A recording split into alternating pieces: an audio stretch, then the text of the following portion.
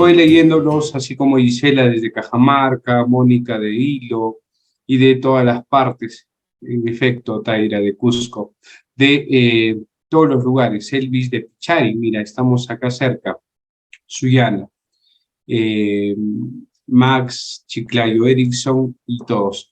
Bien, doctores, muy buenas noches a todos y todas. Para mí es un placer nuevamente estar con ustedes. Voy a darles siempre en la cajita de chat las preguntas que ustedes puedan formular y consideren pertinentes, los comentarios que podamos hacer y en todo caso quizás compartir algunas ideas adicionales en ese contexto. Ahora, digamos, se me han encargado dos temáticas. Por demás, en cierto aspecto, vamos a ver, vinculadas, pero que guardan, digamos, un tratamiento independiente. ¿Ya? Vamos a hacer una pequeña encuesta, ya que están bastante animosos ahí, escribiendo sus lugares de origen, desde Venezuela, como Mar Salazar, Huaraz, Lord, Arequipa, Rocío. ¿Con qué empezamos? ¿Terrorismo, financiamiento de terrorismo o tráfico ilícito de drogas? Visto por ahí que están chateando, a ver, vamos, voy a leer los 6 primeros por votación. Van 4 de tráfico, 5, 6, ya, listo, empezamos por tráfico. Es uno de los delitos mucho más, ya, doctores, vamos a parar ahí, ¿no? Ya está, ya se terminó la votación, eran los 6 primeros. Están muy atentos y me encanta ese tipo de interacción que tenemos siempre con un día, porque no solamente por la cantidad de asistentes que siempre en las conferencias que solemos dar por aquí, hay una gran cantidad, como ahora, por ejemplo, que ya están en 172, pero adicionalmente también por la interacción que se da con el contexto de las preguntas y todo, ¿ya? Vamos a proyectar algunas pistas entonces para compartir esta temática sobre tráfico ilícito de drogas. A ver, vamos por acá. Bien, doctores, quizás en algunos lugares, por ahí voy leyendo Cajamarca, Hilo, eventualmente, digamos, otras ciudades que ustedes por ahí pueden identificar, Huaraz, no tendrán mucha incidencia en estos delitos y en todo caso deben ser, digamos, mucho más cotidianos, ¿no? Me refiero a que están vinculados un poco al tráfico de cannabis sativa o marihuana, como conocemos comúnmente, o drogas, lo que se conoce como drogas al paso, ¿no? Seguramente esto suele pasar por cada una de nuestras ciudades. Pero hay otras, como en el caso de mi ciudad, de Ayacucho, donde suele haber una incidencia mucho mayor. Claro, no es solamente Ayacucho, de hecho las ciudades del Paso, que están, por ejemplo, Apurímac, es Cusco, Puno, que está en la frontera con Bolivia, que suele haber bastante. Antes era el Alto Guayaga, es decir, la zona de Huánuco, donde hay todavía, pero un tema menor, Pucallpa, Ucayali, ¿no? Son sitios o lugares donde suele haber un movimiento mucho más fuerte en el contexto de tráfico. Claro, sin olvidarme de las zonas de los puertos, Hilo, el Callao, y además las fronteras de Bolivia, señalé, pero también un poco la de Chile y la del norte. En este contexto, seguramente quienes estén trabajando por esta zona de influencia, por estos lugares, podrán darme la razón de que uno de los delitos también bastante recurrentes y que precisamente es de conocimiento de los órganos colegiados por la penalidad que ostenta en nuestro país es el delito de tráfico ilícito de drogas. Cuando se me convocó en principio para esta conferencia, que por cierto está prevista de otro modo, seguramente como ya les he explicado, nuestro organizador, se me señaló que básicamente habría que hablar sobre el contexto de la prevención en el tratamiento de tráfico ilícito de drogas. Claro, y en este contexto es evidente que tendríamos que hacer un tratamiento desde la perspectiva político-criminal. Pero como bien seguramente ustedes habrán podido leer a varios tratadistas, el doctor García Pablo de Molina, el doctor Roxin, están desde antes Ramón Liz y muchos profesores más. Hay que hablar del ámbito latinoamericano con el doctor, para empezar, de nuestro país, el doctor Villavicencio Terreros, el doctor Raúl Zaffaroni en Argentina, y otros tantos. Habría que mencionar que el análisis de un determinado delito empieza por conocer el fenómeno criminal. Es decir, saber frente a qué nos estamos enfrentando en el contexto de un determinado delito y a partir de ahí establecer cuáles serían las medidas que podrían ser adoptadas por el Estado para efectos de combatir este delito. Donde, por cierto, el derecho penal resulta siendo una de las tantas medidas para efectos de combatir este tipo de delitos, pero precisamente en este contexto es la medida más extrema y la última medida al cual tendríamos que recurrir para efectos de combatir los fenómenos criminales, como pasa en el delito de tráfico ilícito de drogas. Bien, si esta es la perspectiva, digamos, general en lo que corresponde al tratamiento de cualquier ilícito penal, en el caso particular del tráfico ilícito de drogas, se tiene que partir por concebir varios aspectos. En primer lugar, que como ya veremos en un momento, el bien jurídico hace referencia a la salud pública. Aquí hay necesariamente, tiene que establecerse un contexto de monopolio por parte del Estado en el manejo de sustancias que pudieran ser tóxicas, psicotrópicas y que de todas maneras sirven no necesariamente en el contexto de generar adicción, sino más bien para paliar determinadas dolencias. Ustedes sabrán muy bien que determinadas sustancias, y ahí surge todavía en el tiempo antiguo, que hasta ahora mantienen algunas farmacias, algunas boticas, en nombre de las droguerías, precisamente para sufrir, o digamos, servir como paliativos en el tratamiento de determinadas enfermedades y sobre todo de determinadas dolencias, ¿no? Porque precisamente estas sustancias, en principio, cuando se generan, precisamente sirven para este contexto. Pero en segundo lugar, es evidente que como todo lo que suele inventar el ser humano, tiende a establecerse un aspecto, darle un cariz oscuro, negativo, para efectos de generar adicción en las personas. Esta problemática que en la actualidad se da con el tráfico ilícito de drogas, no es, digamos, una cuestión de ahora, y por lo menos no es una cuestión única y exclusiva del tráfico ilícito de drogas. No sabemos si en algún momento existirá alguna permisibilidad en el uso de determinadas sustancias, cómo se va dando en el contexto mundial, porque si ustedes hacen, digamos, por ahí un googleo de cuáles serían algunas sustancias que se permiten en el consumo de tráfico, en el consumo de drogas, seguramente una de las sustancias más populares será el cannabis sativa, marihuana, donde ya se viene autorizando, así como en nuestro país, por ejemplo, con fines curativos y paliativos para efectos de el aceite de cannabis, su cultivo con fines medicinales, etcétera, pero adicionalmente también en el contexto recreativo en otros países, es decir, la posibilidad de que pueda comercializarse de cannabis sativa para efectos de recreación, ya sea a través de digamos, sustancias que puedan ser inhaladas, es decir, eh, el popular fumar, o en su defecto a través de otro tipo de productos, ¿no? Como los brownies, por ejemplo, que contienen marihuana, ¿no? Entonces, no sabemos si llegaremos en algún momento a que esto pueda incidir en el contexto de las otras sustancias ilícitas. Es algo bien difícil en la actualidad, por lo menos en los otros tipos de sustancias, clorhidrato, pasta básica, etcétera, va a ser bien difícil. Pero en el contexto de cannabis sativa, quizás esto esté mucho más cercano, ¿no? Ahora, les decía, no es esto exclusivo del tráfico ilícito de drogas, esto ha pasado en su momento con el alcohol también.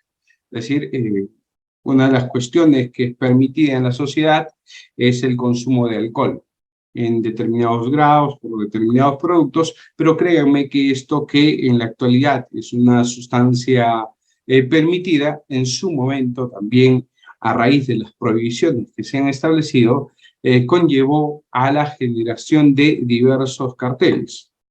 Uno de los más famosos seguramente, a raíz precisamente de estas películas, y que por cierto ha sido objeto de una remasterización hace poco, El Padrino, podrán dar cuenta, entre otras tantas, por cierto, en la época de la existencia de mafias que en principio estaban vinculadas con este contexto del consumo de alcohol, con el juego el establecimiento de juegos como los casinos en su momento, y después, ya en un momento posterior, con el ingreso de las sustancias ilícitas como las drogas, ¿no?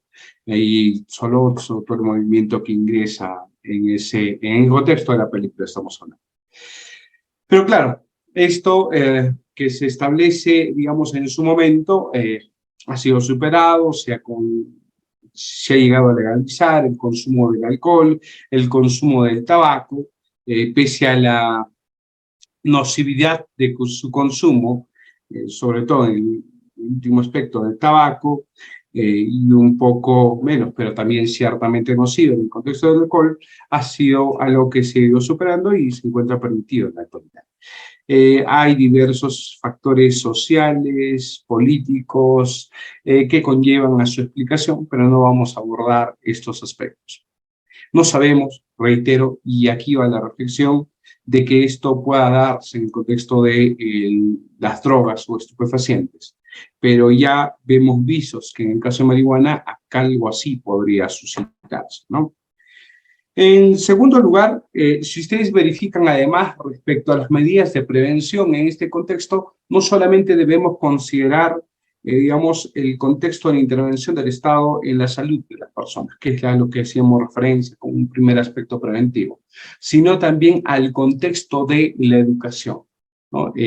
Digamos, antes incluso todavía de adquirir la profesión de abogado, yo en los primeros años de la universidad me involucré bastante con algunas organizaciones encargadas precisamente de verificar eh, el consumo de drogas en nuestro país y además de verificar el tipo de consumo, ¿no? Hay, digamos, organizaciones de carácter mucho más particulares. El Estado poco o nada ha hecho, digamos, en algunos aspectos para combatir el consumo de sustancias ilícitas. Más bien, esto se ha ido realizando con apoyo de, sobre todo, el gobierno de Estados Unidos para efectos de prevenir, combatir el tráfico ilícito de drogas. Porque claro, esto tiene una lógica además.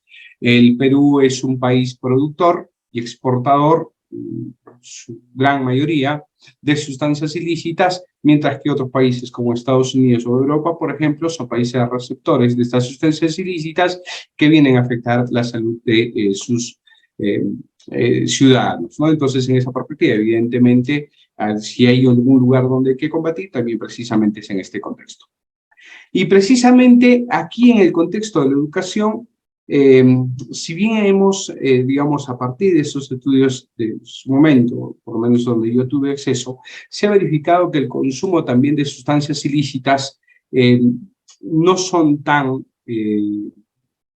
recurrentes. En el caso de los estudiantes, por ejemplo, si hacemos más o menos un testeo de porcentaje, seguramente esto puede haber cambiado en la actualidad con los datos recientes, pero en promedio van entre el 15 al 20% de los estudiantes que consumen sustancias ilícitas. Y en ese porcentaje, digamos, un 5% están vinculados a consumos de sustancias que son alucinógenas como el terocal, etcétera, que es de lo más accesible a los estudiantes, y un 10% vinculado, por ejemplo, al ámbito de la marihuana, ¿no? Que es, digamos, la sustancia más popular, y un otro 5%, digamos, de ese 20%, vinculado a sustancias un poco ya más sofisticadas, como el éxtasis u otro tipo de sustancias ilícitas que son ya un poco más de difícil acceso y más costosos, además, y que se dan,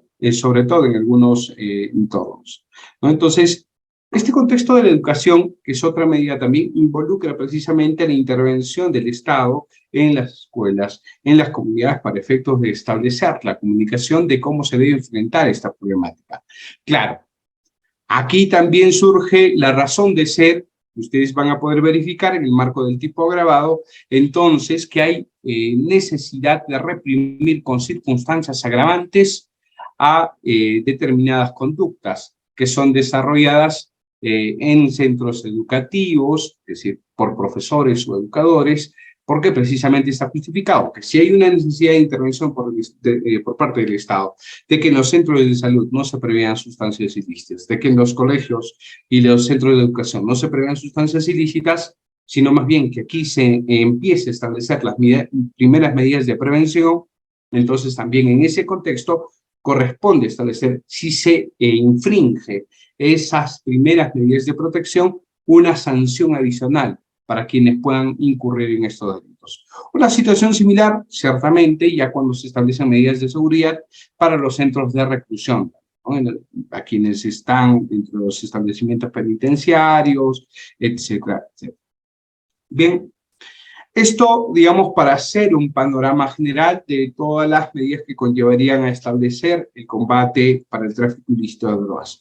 Pero aquí no termina, y de hecho lo que se ha establecido como una cuestión bastante ya arraigada, sobre todo incluso más o menos contemporáneamente con las primeras tipificaciones y con el establecimiento de la Convención de Viena del año 1988 para efectos de sancionar el tráfico ilícito de drogas, está vinculado a la necesidad que han establecido todos los estados de perseguir el tráfico ilícito de drogas en dos aspectos. Por un lado, en primer lugar, al contexto de su fabricación, y en segundo lugar, y sobre todo, al contexto de su comercialización o puesta a disposición.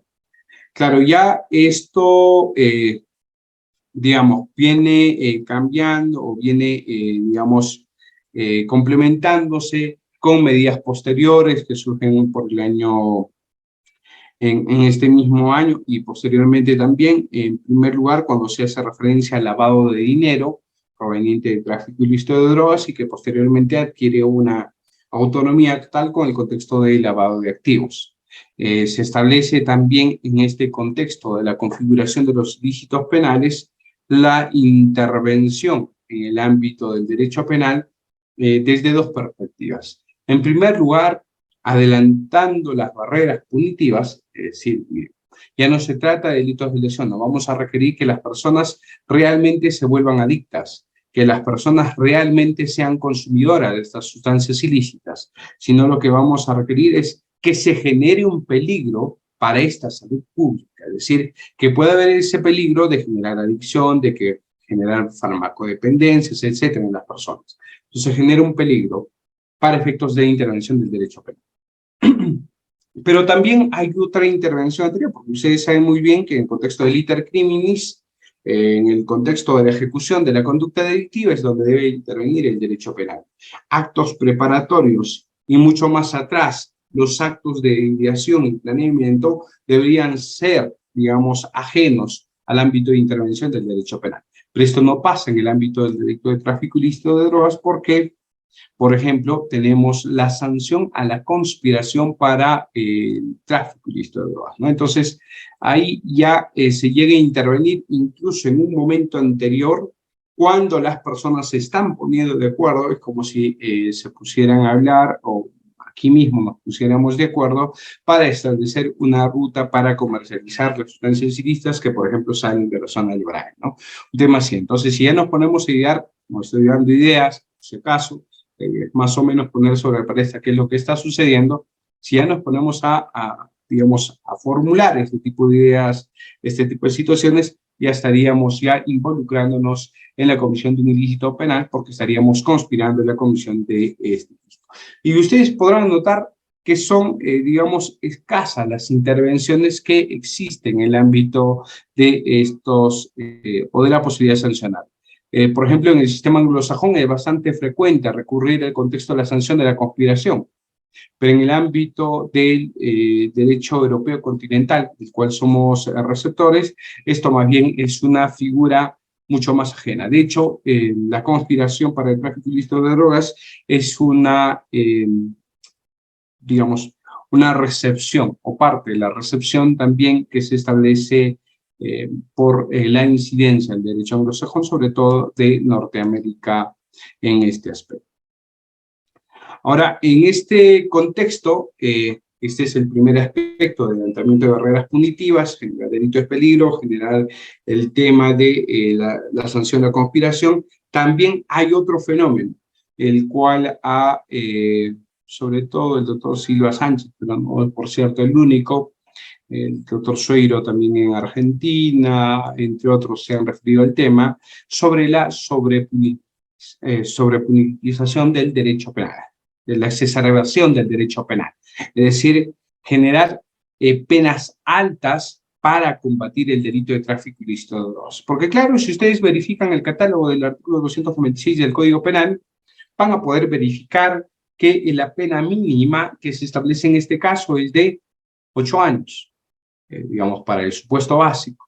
Y si hacemos referencia al supuesto agravado, una pena mínima de 15 años, ¿no? Del primer párrafo del artículo 297. Claro que hay otros supuestos mucho más graves, también hay supuestos atenuados, pero en esencia, si ustedes hacen referencia a un delito de peligro abstracto, a un delito que no perjudica a nadie en concreto, sino más bien a la sociedad en general, así de manera abstracta, a un delito que, por cierto, en algunos aspectos adelanta barreras punitivas, etcétera. Entonces van a verificar que la pena, en realidad, es excesivamente desproporcional a otras figuras que protegen bienes jurídicos desde la perspectiva de quienes son parte del derecho penal clásico, de la ilustración, que todavía hace referencia a Beccaria, Carrara en su momento, de que efectivamente hay bienes jurídicos mucho más valiosos, como la vida,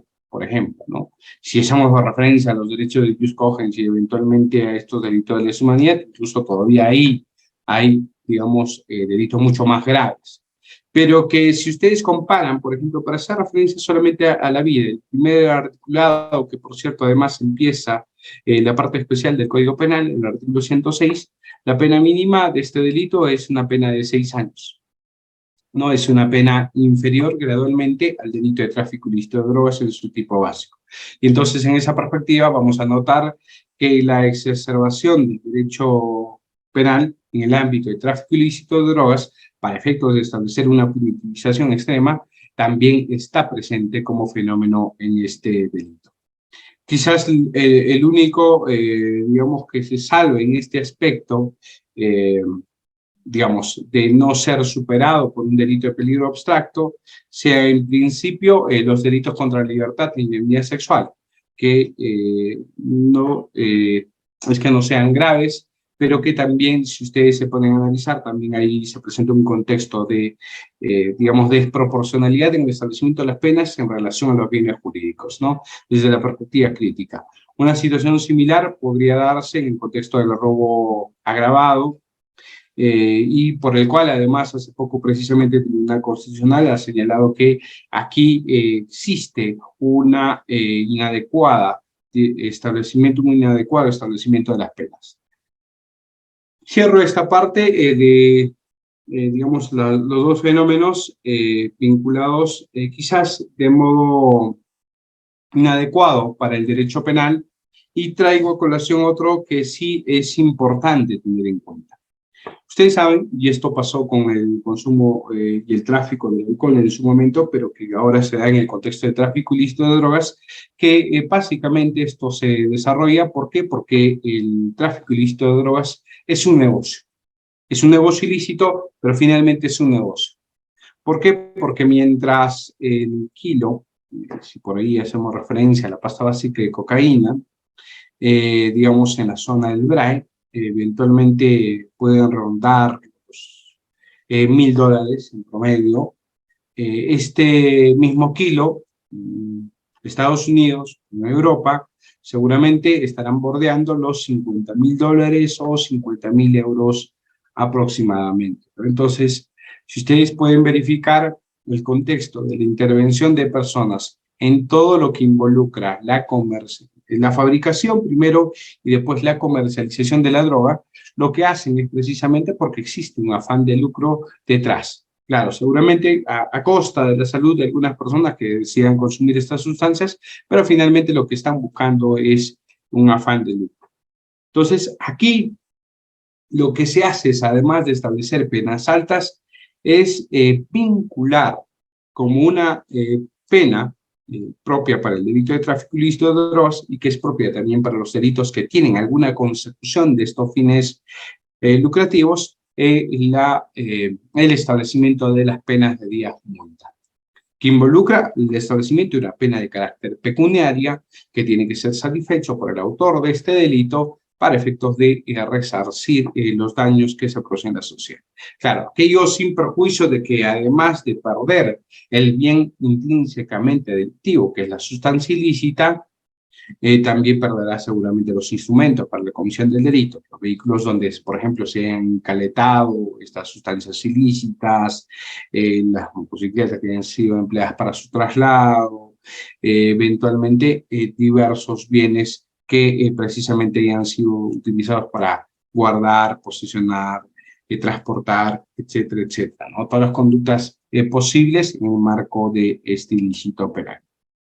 Y evidentemente también como se quiere alejar, esto ya un aspecto mucho más, a ver, si se quiere, de aseguración, como medida asegurativa, de que las personas que cometen este tipo de delitos no puedan verse inmersos en la vida pública. También están las penas de inhabilitación para acceder a cargos, incluso si vienen de elección popular, la imposibilidad de que puedan ejercer la docencia o puedan desempeñarse como guardia de seguridad en el área sanitaria, etcétera, etcétera, ¿no? Entonces, también las penas de inhabilitación resultan siendo unas medidas que se establecen propiamente en estos casos. Son, digamos, de las consecuencias más notables por la comisión de estos ilícitos penales. Y por último, para terminar este aspecto político criminal, quizás porque al final no se desea que un Estado, y sobre todo el Estado peruano, pueda llegar en su momento a constituirse como un narcoestado. Algo que se viene acusando un poco, no de, quizás para el gobierno general en México, pero sí para gobiernos federales, es decir, de algún Estado de los Estados Unidos mexicanos. Algo similar que también se produjo también en Medellín, en Colombia, y algo de lo cual también ha venido a incidir en nuestro país en la época sobre todo nefasta de Fujimori y Montesinos, ¿no? Donde se estableció un posible narcoestado, según confesiones del conocido como el Vaticano, ¿no? En su momento. Y precisamente, dado que la idea es precisamente establecer medidas para impedir que nuestro país pueda convertirse en un narcoestado, las posibilidades de sanciones también que conllevan el delito de tráfico ilícito de drogas viene acompañada precisamente por estas penas de inhabilitación. Bien, esto, digamos, como cuestiones de carácter más o menos general en cuestiones de política criminal. Ya para abordar unos temas más específicos y pasar a responder a las preguntas que se van planteando, ¿ya? Cuando pregunten, como Javier, por favor, si podemos hacer algunas preguntas mucho más precisas sobre qué debemos hacer, pero específicamente en qué aspecto, vamos a planteando preguntas un poquito más concretas. A ver, vayamos por el aspecto ya un poco más dogmático, es decir, Siempre incide también el tratamiento del bien jurídico protegido con este tema de político criminal, pero no desde una perspectiva para el conocimiento del fenómeno, sino más bien para la interpretación teleológica, es decir, para este fin crítico que forma parte del derecho penal funcional moderado, del derecho penal funcional que por lo menos asume nuestro país a partir del artículo 4 del título preliminar. ¿Qué es lo que constituye bien jurídico protegido en los delitos de tráfico ilícito de drogas? ¿Qué duda cabe? Ya lo habíamos anticipado y así también lo intitula el capítulo que recoge precisamente estos delitos, la salud pública, ¿no? La salud pública viene a constituirse como el bien jurídico. Ahora, ¿qué debemos entender por salud pública? Siguiendo a Muñoz Conde, más o menos sobre este aspecto, debemos entender a la salud pública como este valor universal o colectivo. ¿Sí? En buena cuenta, un bien de carácter macrosocial, un bien o interés constitucional de carácter macrosocial. Y que evidentemente, como hemos señalado desde la explicación de inicio, no se limita únicamente al ámbito de nuestro país, es decir, no se trata de un ámbito nacional, la salud pública de Perú, la salud pública de Bolivia, Venezuela, Paraguay, no.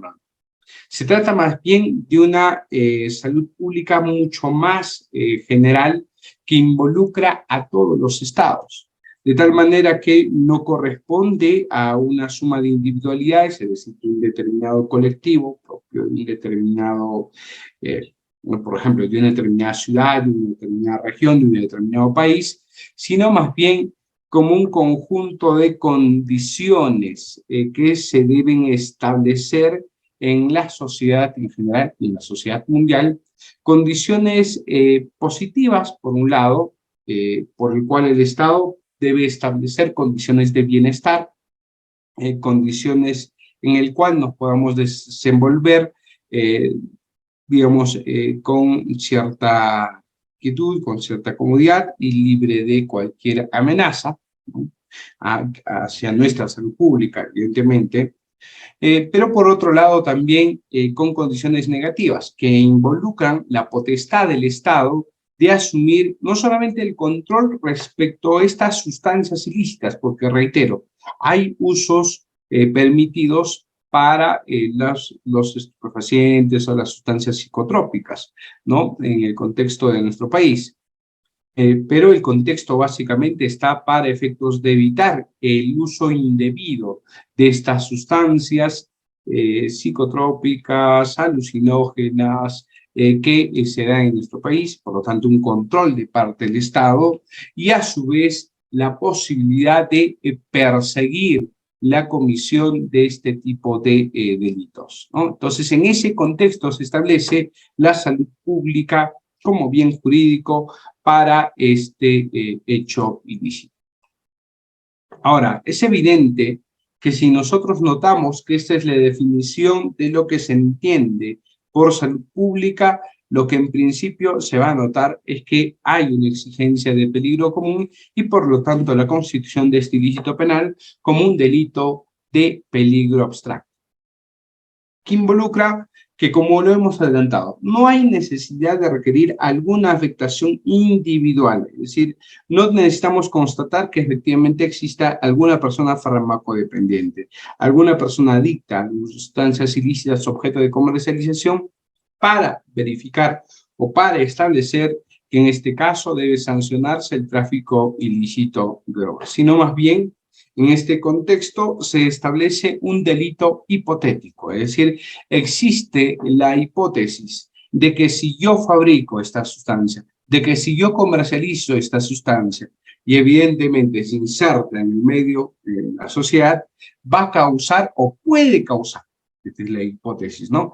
Puede causar una afectación a la salud en general, es decir, de la población en general. No es un delito hipotético. Y por cierto, no es un delito hipotético concreto, no tiene que individualizarse con una persona. Es decir, no solamente no tengo que constatar que no se haya generado la adicción en alguien, es decir, que se produzca la lesión, sino que tampoco tengo que individualizar que tal o cual persona sea el consumidor, ¿no? Es decir, no tengo que individualizar quiénes sean los potenciales consumidores o receptores de esa sustancia ilícita. Basta con que se identifique la existencia de la sustancia ilícita como fabricada, como comercializada, objeto de tráfico, para efectos de establecer su sanción en un caso en concreto.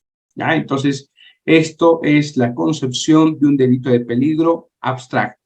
Reiteramos, no es delito de lesión, no es delito de peligro concreto, es la hipótesis de individualización, una persona a quien se pudiera generar el daño o la lesión, sino es un delito de peligro abstracto, que no involucra para nada reconocer a quién se va a afectar en su salud al momento de fabricar o comercializar la sustancia ilícita. Por otro lado, también en este aspecto se establece la anticipación en la protección del bien jurídico. Reiteramos, como ya lo dijimos en la parte introductoria, no solamente para concebir un delito de peligro abstracto, ¿ya? Que es una primera consecuencia de la anticipación de la protección del bien jurídico y que está permitida legislativamente por el artículo 4 del título preliminar, pero también constitucionalmente por múltiples sentencias de nuestro Tribunal Constitucional, o con reconocimiento de múltiples sentencias de nuestro Tribunal Constitucional, ¿ya? Sino que también, en segundo lugar, porque se permite establecer la sanción de cualquier conducta vinculada desde la conspiración, es decir, desde el momento de la ideación hasta el momento de la consumación de la conducta o la realización de la conducta efectiva, o de fabricación o de tráfico o comercialización, como deseen llamarlo. Entonces, en ese contexto, hay, digamos, una gama amplia de sanción que involucra también en su momento, vamos a notar esto al describir la conducta objetiva, que involucra además equiparar a las condiciones de imputación de autoría a cualquier conducta que involucre su promoción, es decir, estas condiciones para efectos de su ejecución, como también el favorecimiento, es decir, los actos de colaboración, lo que involucraría dentro de la teoría general del derecho penal la existencia de conductas de complicidad primaria, secundaria, instigación, etc. Todo eso en el ámbito del tráfico ilícito de drogas han sido asumidas como la comisión del delito de tráfico, pero a títulos de autores, porque se ha equiparado el contexto de intervención penal en todos estos casos a este título de imputación para este caso. Pasamos para la conducta típica objetiva. Vamos a basarnos principalmente por el tiempo en el tipo base y así hay un contexto de preguntas.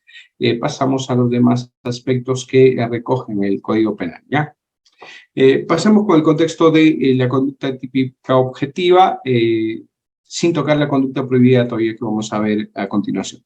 En el caso de la conducta objetiva, siempre hay que tener en cuenta que lo que describe el artículo 296 y además posteriores del Código Penal, básicamente están vinculadas a que se promueva o favorezca el consumo ilegal de drogas tóxicas. Por tanto, entiéndase que todas las conductas que van a ser descritas, todas las situaciones que se establezcan en el contexto de, digamos, el delito de tráfico ilícito de drogas, tiene que estar vinculado a que efectivamente se produzca o se favorezca el consumo ilegal de drogas tóxicas. De tal manera que si hay actos de fabricación, digamos, de farmacodependientes o sustancias farmacodependientes, pero se realizan, por ejemplo, con fines medicinales, se realizan con fines experimentales, por ejemplo, se realizan con fines de estudio en las universidades,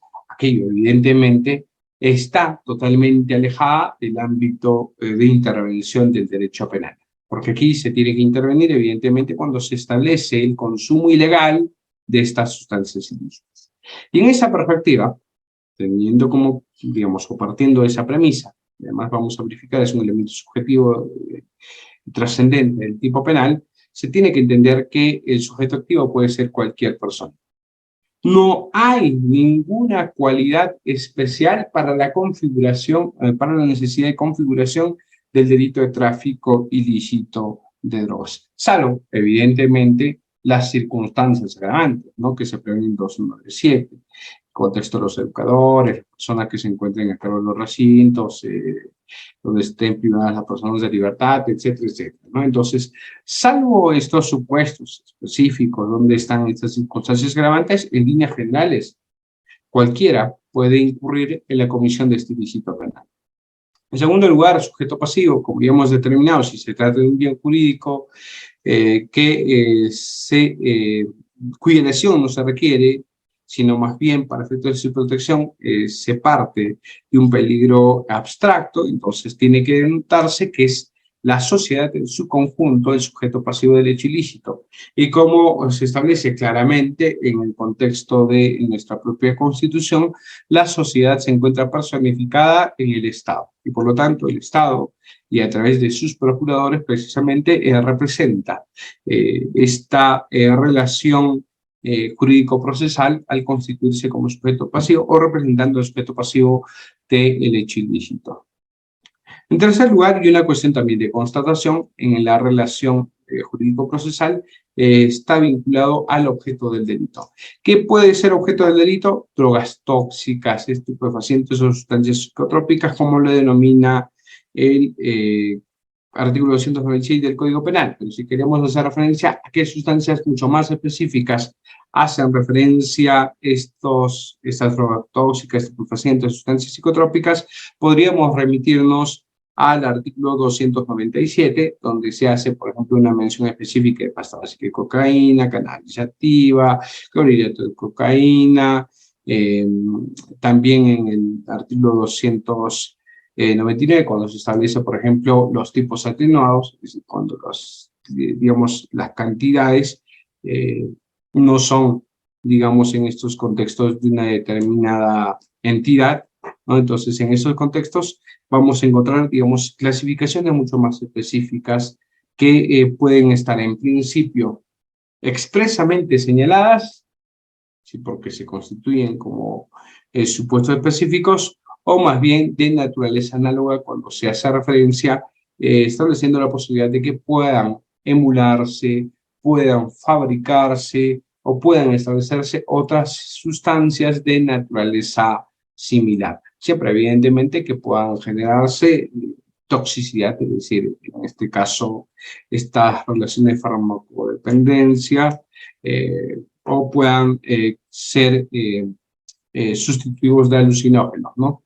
Y de hecho, en este aspecto, se tiene que establecer precisamente una cláusula de este tipo, es decir, una cláusula abierta, porque si nosotros notamos las sustancias que en la actualidad conocemos, pasta básica, clorhidrato, marihuana, etcétera, es evidente que quizás estas mismas sustancias no sean las mismas de aquí a 5 años. Y de hecho, si retrocedemos en el tiempo, las sustancias que actualmente conocemos no son las mismas que se comercializaban 10 años atrás, ¿no? Hay, o 15 años o 20 años. Hay sustancias que se han ido innovando. La sustancia del éxtasis, por ejemplo, fue un boom en su momento. Hace una década, por ejemplo, se inventó y se manejó bastante el tema de crocodile, que era una sustancia a partir del uso del cloro, por ejemplo, y que no necesitaba incluso el caloide de cocaína, ¿no? Entonces, hay, digamos, la posibilidad, digamos, por lo menos desde mi perspectiva, inimaginable de generar este tipo de sustancias ilícitas y precisamente en ese aspecto tiende a establecerse. Habrá que definir en su momento si existen, sin embargo, estudios suficientes para establecer el contexto de que puedan constituirse como drogas tóxicas, estupefacientes o sustancias psicotrópicas. Esto ya deberá determinarse seguramente en el contexto de las pericias. Pero en principio, esta es la descripción genérica del cual ha hecho uso nuestro legislador como técnica legislativa. En el contexto de la existencia de esta relación jurídico-procesal, y ya vamos a ver con las conductas prohibidas posteriormente, se requiere siempre, porque ese es el primer análisis de la de la tipicidad, la realización del contexto o la constatación del nexo causal. Es decir, esta conducta ontológica, ¿no? Es decir, o la constatación ontológica de la realidad, de la conducta desplegada por el agente y la producción del resultado típico o de la constatación de la conducta típica en el caso en concreto, ¿no? Esta situación, que en principio es una de carácter naturalística, tendrá posteriormente que ser complementada con una valoración de carácter normativa o un juicio normativo para efectos de establecer imputación objetiva, que involucra comprobar este vínculo jurídico entre la acción y el resultado. Es decir, ya no solamente vamos a verificar si naturalísticamente yo, por ejemplo, con el establecimiento de pozas de maceración, con el tratamiento de las hojas de coca para sustraer el clorhidrato de cocaína, vengo produciendo una conducta ilícita, ¿no? No, sino que adicionalmente tengo que denotar si esto involucra la generación de un riesgo jurídicamente desaprobado y si el resultado, tanto lesivo, precisamente puede ser atribuido a la generación de ese riesgo. Parámetros de imputación objetiva que van a denotar y van a permitir identificar supuestos que son irrelevantes en el ámbito del derecho penal. Como seguramente ustedes habrán notado, existen en nuestra jurisprudencia por parte de la Corte Suprema múltiples casos además. El primer caso, seguramente conocido, será el caso del transportista, ¿no? Es decir, de aquellas personas que, limitándose a su rol, efectuar acto de transportes, ya sea de transportes terrestres, ya sea de transportes marítimos, ya sea de transportes aéreos, vienen transportando las sustancias ilícitas, pero que precisamente, por ejemplo, se realizan a bordo de un equipaje, de una encomienda, a bordo de un container, a bordo de las maletas. Entonces, en ese contexto, donde evidentemente ha sido instrumentalizada estas empresas de transporte, entonces, bajo esa perspectiva, es evidente, siendo que sus conductas son neutrales o se limiten al cumplimiento de su rol, es evidente que no les podría ser atribuible la generación de ese riesgo jurídicamente desaprobado, porque precisamente no hay esa posibilidad de establecer un juicio normativo de la conducta naturalística realizada con la producción de este resultado típico que se establece en el caso en concreto, ¿no? Esto es uno de los supuestos mucho más concurrentes en la realidad. Otro de los supuestos concurrentes es, por ejemplo, la participación de personas en el contexto delictivo para eventualmente coadyuvar en su realización, pero no, digamos, no desde la perspectiva del ámbito de la protección de la norma. Claro, el ámbito de la protección de la norma involucra sancionar a quien promueva o facilite el consumo de drogas mediante actos de fabricación o de transporte, ¿no? Eso es lo que se señala, más o menos. Si yo, por ejemplo, realizo, digamos, voy a colaborar con quienes se dedican a esta actividad y yo sé que en determinado campamento se viene macerando hojas de coca, se viene fabricando un aeropuerto de estos clandestinos para que aterricen las avionetas que se van a encargar de transportar las sustancias ilícitas. Y en ese contexto yo me encargo de preparar la comida, yo me encargo de proveer la salud física de quienes pudieron haber resultado heridos, afectados, etc. Entonces, si yo me limito, por ejemplo, a la labor de cocinero, a la labor de médico, en esos contextos, en realidad también de acuerdo a mi rol y pese al conocimiento de que estoy en un contexto delictivo, tampoco podrá serme atribuible la conducta. ¿Por qué? Porque esto de realizar actos de preparación de alimentos, de realizar actos de atención en la salud de estas personas, no involucra o no se encuentra dentro del ámbito de protección de la norma y por lo tanto no puede ser imputable objetivamente la realización de la conducta delictiva. Un ámbito mucho más discutible, quizás en este aspecto, son contextos delictivos, pero a su vez conductas que son claramente coadyuvantes a la consumación del hecho ilícito. Por ejemplo, con el caso de las personas que ayudan a fabricar las pistas de aterrizajes para estas avionetas que normalmente tienen matrículas bolivianas y, por ejemplo, se encargan de transportar esta sustancia ilícita. ¿Qué suele darse?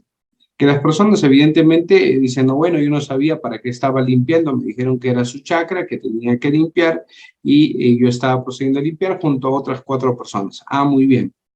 Dígame, ¿y cómo era la chacra que estaban limpiando? Mira, esta chacra tenía 2 o 3 metros de ancho por unos 50 metros de largo. ¿Sí? Esto claramente, desde la perspectiva de quienes, por ejemplo, se ubican por la zona de Guayaga, por la zona del Bray, no está haciendo referencia a un campo de cultivo, no está haciendo referencia a un lugar donde vayan a producir determinados productos, más ahí, ¿no? Si esta zona, por ejemplo, se encuentra en una planicie. ¿Qué es lo que está haciendo? Claramente la conducta que está realizando esta persona, entonces, es una conducta tendiente a facilitar el consumo de drogas a través del establecimiento de en este caso, de una pista de aterrizaje, ¿no? Clandestina finalmente, pero finalmente una pista de aterrizaje. Aquí ya el ámbito del juicio normativo no estará limitado únicamente a comprobar ese vínculo jurídico entre la acción y el resultado típico, es decir, si esta acción de limpiar la maleza en determinada área para efectos de establecer un aeropuerto clandestino produce el resultado típico que es de favorecer el consumo de drogas. No, sino que aquí adicionalmente tendrá que traerse parámetros de este juicio normativo vinculados al ciudadano promedio, es decir, aquel que permite determinar si desde el conocimiento común de una persona promedio era susceptible a afirmar que la conducta de esta persona no venía generando, digamos, una conducta aislada, estereotipada, de acuerdo a su rol, sino más bien que era claramente, en este caso, favorecedora del resultado típico por el cual se le está atribuyendo la comisión de un determinado delito, ¿no? Entonces, aquí ya se establece el contexto de imputación objetiva con otros parámetros adicionales. Hay áreas que inciden en el contexto de las sustancias ilícitas. Vamos a verificar en su momento que, por lo tanto, y en el contexto de la explicación inicial, hicimos referencia, que para efectos de prevenir tiene que haber un adecuado control, una adecuada educación, pero también normas de cumplimiento y normas de supervisión vinculadas, por ejemplo, al área de las aduanas. Es evidente que en el contexto de las aduanas se han perfilado en muchos casos también redes de organizaciones criminales o redes de bandas delictivas que precisamente pretendían captar a personas que se encontraban, o captaban a personas que se encontraban en el ámbito de las aduanas para permitir que determinados containers, que determinados productos efectivamente no sean objeto de un adecuado control y por lo tanto permitir la salida del país de estas sustancias ilícitas. Una situación similar se debe producir en otras áreas vinculadas a la carga, como pasa con el Ministerio de Transporte y Comunicaciones, también el contexto de transporte aéreo, marítimo, terrestre, los almacenes, los operadores logísticos, curieres, etc. Porque claro, en el contexto del ámbito de las normas de cumplimiento y esto que se conoce bastante como el tema de compliance, no solamente están vinculados a supuestos mucho más llamativos como el delito de lavado de activos, sino también en tanto puedan ser instrumentalizados para otros delitos, también, por ejemplo, para el tráfico ilícito de drogas, ¿no? Vamos a la conducta prohibida y que se encuentra recogida en el ámbito del tipo penal. Reitero esto siempre tomando como referencia que todo debe estar vinculado al consumo ilegal de drogas tóxicas. Esta es la finalidad ulterior de la gente. Como hemos señalado aquí, y ustedes podrán notar esta misma fórmula en algunos otros ilícitos, en su momento se estableció para el delito de trata de personas también, que la conducta principal, es decir, sobre el cual recae soporte de la conducta prohibida en el ámbito del tipo penal está vinculado por promover, favorecer o facilitar. Es decir, se sanciona en principio quien promueva, favorezca o facilite. ¿Qué cosa? O mediante qué, mediante estudio, fabricación o tráfico, ¿no? Pero finalmente la conducta que se prevé en el ámbito del tipo penal son estas tres. Ahora, ¿estas realmente establecen la conducta propia de conllevar el consumo ilegal de drogas tóxicas? ¿O es que estas conductas, a su vez complementadas con las conductas que serían mediales en algún aspecto, es decir, estos actos de fabricación o tráfico, realmente recién engloban esta posibilidad de consumación ilegal de drogas tóxicas? Es evidente que esto último es lo valedero, es decir, no basta con interpretar si se promueve, favorece o facilita, porque ahí la conducta típica resultaría incompleta. Se tiene que denotar que la promoción, favorecimiento o facilitación tiene que estar vinculada a los actos de fabricación o tráfico. ¿Por qué?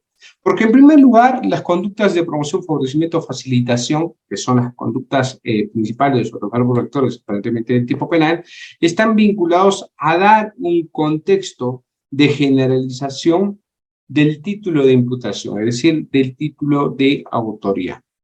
Por ejemplo, quien promueve, que de acuerdo a la RAE y también lo que señala la doctrina, normalmente es quien hace o permite que se inicie la acción que da lugar a la comisión del evento delictivo.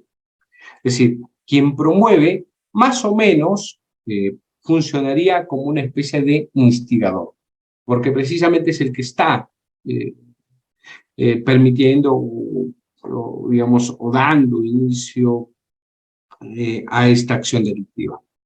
En el caso de que favorece ya también, bajo este mismo entendimiento, es que ayuda o presta servicios para la consecución de la finalidad delictiva. Es decir, estamos hablando nuevamente de un partícipe que tendría la calidad de cómplice porque ayuda a la consecución de este evento delictivo, ya sea con conductas esenciales, ya sea con conductas no esenciales y por lo tanto secundarias, en este caso está ofreciendo.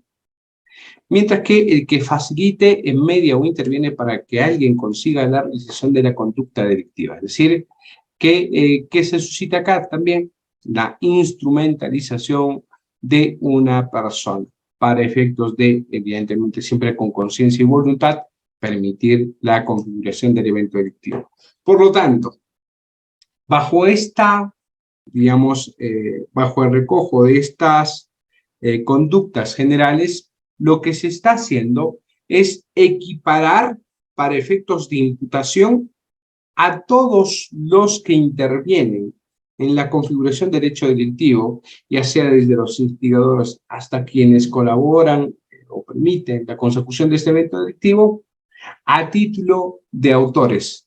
Por lo tanto, carecerá de relevancia determinar si, por ejemplo, yo soy un transportista, y en este caso no me limito a mi rol, sino ya ingreso en contubernio con quien es el propietario de la sustancia ilícita para efectos de transportar esta sustancia y camuflarlo precisamente en el vehículo, debajo de los asientos, equipaje, etc. Entonces, en este caso, mi conducta, porque yo no soy el propietario de la droga, porque yo no soy quien ha fabricado y por lo tanto suministrado esta droga, y porque tampoco soy el que tiene el dominio sobre el destino final de esta droga, en principio equivaldría a una conducta de un cómplice, ¿cierto?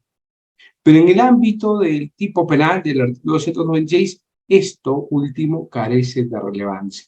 ¿Por qué? Porque para efectos del tipo penal, todos, incluido el que interviene en este caso, como transportista, conscientemente para transporte sustancialista, todos responden a título de autor. No cabe, en este caso, el establecimiento de un título de partícipe, cómplice, instigador o el que corresponda. ¿Ya? Esta es, digamos, la consecuencia de establecer estas conductas ilícitas. Por lo tanto, bajo esta lógica, ustedes podrán notar que promover, favorecer o facilitar no hace referencia específica a la conducta principal o el verbo rector que guía el tipo penal.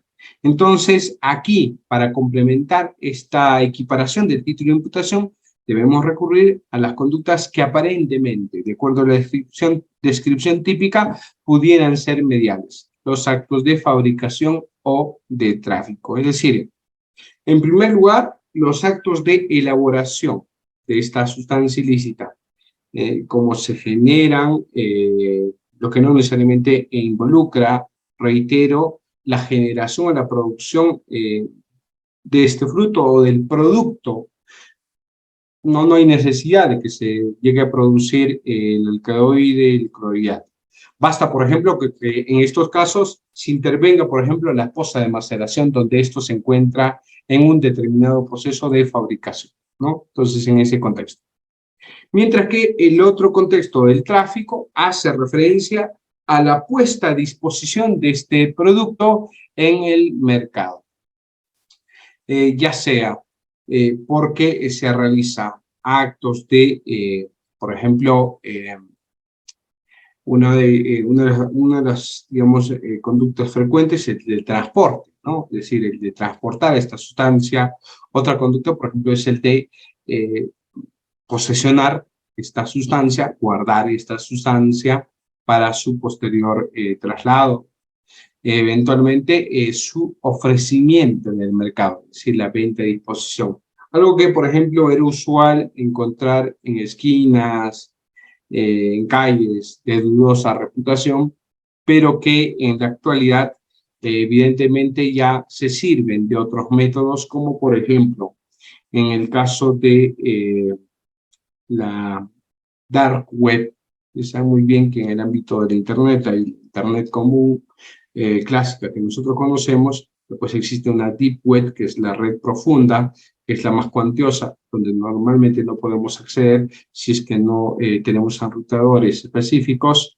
Y dentro de esa deep web, que es la red profunda, hay una dark web, donde se encuentra el mercado negro. Donde no solamente se comercializan armas, pornografía infantil, sino, entre otras cosas, por ejemplo, sustancias ilícitas. Hay un mercado bastante fuerte. Hay un caso conocido como la ruta de la seda, donde ustedes se ubican, googlean, van a poder identificar, por ejemplo, cómo es que se comercializaba la sustancia ilícita, en este caso droga, a través precisamente de la dark web. ¿Ya? Entonces, por ahí, por ejemplo, también esta conducta está inmersa dentro de los actos de tráfico, porque precisamente el acto de tráfico es poner a disposición del mercado, de la sociedad, el consumo de estas sustancias ilícitas. Y pasamos al contexto de la conducta típica subjetiva. Reitero, el tiempo, como siempre suele ser ingrato, va a permitir solamente que abarquemos esta parte del básico para pasar al otro delito de financiamiento de terrorismo. Conciencia y voluntad, que involucra evidentemente la realización de la conducta y la consecución del resultado delictivo, porque eso tiene que ser de manera coetánea a la realización de la conducta ilícita. Es decir, mientras yo, por ejemplo, estoy elaborando la poza de maceración y estoy insertando los productos, evidentemente tengo que ser consciente de que efectivamente esto se está suscitando. Es decir, que estoy utilizando la hoja de coca, que estoy utilizando el queroseno, etcétera, el cal, lo que fuera, para producir el alcaloide de cocaína, ¿no? En su caso. Y evidentemente que en este contexto la conducta obedece al libre albedrío de esta persona para efectos de evitarse que esta conducta sea netamente voluntaria, sea porque obedezca a un contexto de necesidad de querer ganar dinero en ese contexto fácil y rápido, o en su defecto a que yo precisamente trate de incursionar en este mercado, ¿no? Dependiendo de cada caso. Es evidente que esto va a responder la pregunta de si este sujeto opera o no con dolo en el caso en concreto. Y finalmente también se requiere un elemento subjetivo trascendente, porque hemos señalado, esto siempre tiene que darse para favorecer el consumo ilegal de drogas tóxicas. No tiene que producirse el consumo, no tiene que haber una puesta efectiva de las personas consumidores de esta sustancia ilícita, pero sí la gente tiene que saber que esto finalmente siempre está destinado al consumo de las personas. Quiero concluir con algunas cuestiones que suelen suscitarse ya en el aspecto procesal sobre la denotación o acreditación de los hechos ilícitos. Miren, doctores, en la práctica, la acreditación del delito de tráfico ilícito de drogas normalmente no tiene cuestión o no es objeto de cuestionamiento en relación a la cantidad y la calidad de la sustancia ilícita. No hay discusión, porque cuando se encuentra clorhidrato en determinados kilogramos, va a ser bien difícil que el imputado, quien se ve inmerso en el marco de un proceso, diga, ¿sabes qué? Ese no es clorhidrato, ese no es pasta básica, ¿no? Digamos, tendría que ser excepcional para efectos de establecerse este tipo de situaciones. Y más bien, si se denota la existencia de esta pericia o cuestionamiento, tendría que sospecharse, como en algún caso se suscitó cuando se incautó 500 kilogramos de pasta básica de cocaína, que en su momento con las pruebas preliminares se determinaron que eran tales sustancias, y cuando posteriormente se iban a trasladar a Ciudad de Lima, por ejemplo, se verificó que estas habían sido reemplazadas por sal, ¿no? Y entonces lo que se iba a incinerar precisamente era sal, y en ese contexto se ha denotado que efectivamente había detrás, no el hecho de que no sea la sustancia ilícita, sino más bien de que habían otras mafias al interior de la policía que precisamente trataba también a su vez de comercializar estas sustancias ilícitas. Aspectos que son o han ocurrido en la realidad. Pero reiteramos, esto normalmente no es objeto de cuestionamiento, salvo situaciones excepcionales como esta.